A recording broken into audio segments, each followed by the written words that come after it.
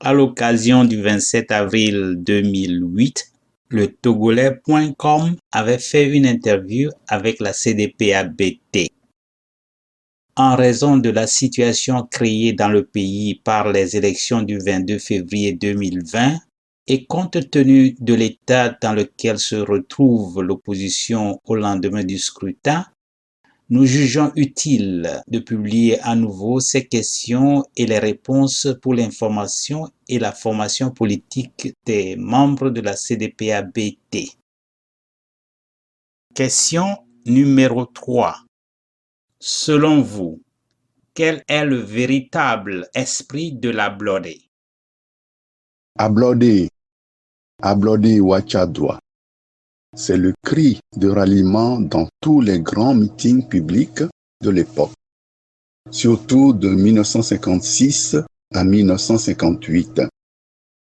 Qu'il s'agisse des meetings du culte ou ceux de la Juventus, pour les nationalistes indépendantistes sans distinction d'appartenance partisane et par la masse de la population qu'ils ont réussi à mobiliser par ce slogan, le sens profond de l'Ablodé traduit la liberté et au-delà la libération de l'oppression coloniale et donc du régime colonial.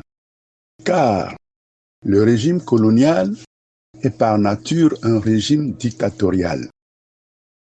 Les chefs de culto que le commandant de cercle a forcés à se mettre en rond autour d'un grand feu de bois sous un soleil brûlant pendant des heures à Agougar ne démentiront pas cette affirmation. La villageoise qui prend sur elle d'aller en pleine nuit dans la forêt, un lampion à la main pour ramasser des noix sous des palmiers à huile afin d'éviter que son mari ne soit jeté en prison le lendemain non plus. L'esprit de l'Ablodé est indissociablement lié à l'idée de la lutte pour obtenir, je dirais plutôt pour l'arracher. Car l'Ablodé ne se donne pas. Il ne tombe pas du ciel tout seul. L'oppresseur ne l'offre pas aux opprimés sur un plateau d'argent. L'Ablodé se conquiert par la lutte. Les nationalistes indépendantistes et la masse de la population qu'ils avaient su organiser et mobiliser l'avaient bien compris. C'est pour cela qu'ils se sont battus ensemble comme un seul homme contre l'oppresseur colonial pour l'arracher.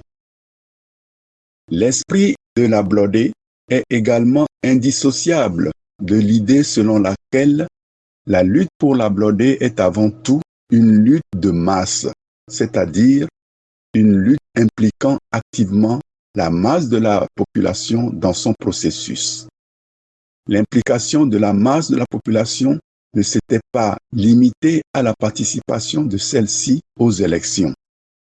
La participation massive des Ablodéviaux aux élections du 27 avril 1958 n'est qu'un aspect et une des conséquences de la participation active et massive de la population au combat politique lui-même pour l'Ablodé.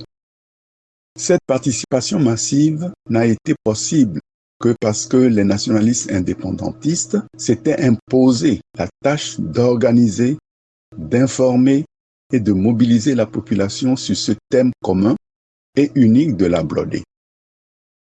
Il ne faut pas oublier le rôle fondamental joué par les comités créés dans les villages, soit par le CUT, soit par la Juventus. Et il faut leur rendre hommage pour le travail remarquable d'organisation, de formation et de mobilisation qu'ils ont accompli auprès de la population sur le thème de l'Ablodé.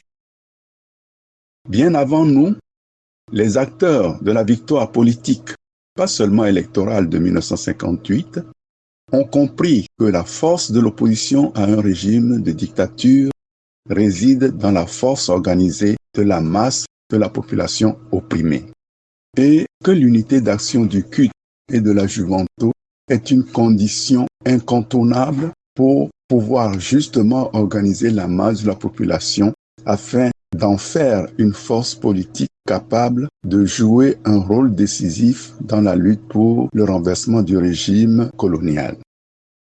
Aucun leader du CUT ou de la Juventus ne disait à l'époque que le PTP et l'UCPN ne font pas que de mauvaises choses, comme le patron de la CPP le dira malencontreusement du RPT, pour se préparer la voie vers le pouvoir. Aucun leader indépendantiste de l'époque n'est rentré dans le gouvernement Gruniski de l'autonomie interne 1956-1958 sous le fallacieux prétexte qu'il faut y aller pour limiter les dégâts ou pour apprendre à gouverner. Ils étaient tous unis pour le combattre avec acharnement et esprit de suite. Ni Sylvanus Olympio, ni Makati Depe, ni Anani Santos, ni Bena Palo, ni Aitson n'a divisé la masse de la population en essayant de clientéliser et de ranger derrière lui une fraction des Ablodébio. Il ne leur était pas venu à l'esprit de le faire parce qu'aucun d'entre eux ne roulait pour lui-même et parce qu'ils avaient su se donner un objectif unitaire et rassembleur pour la lutte. La Blodée.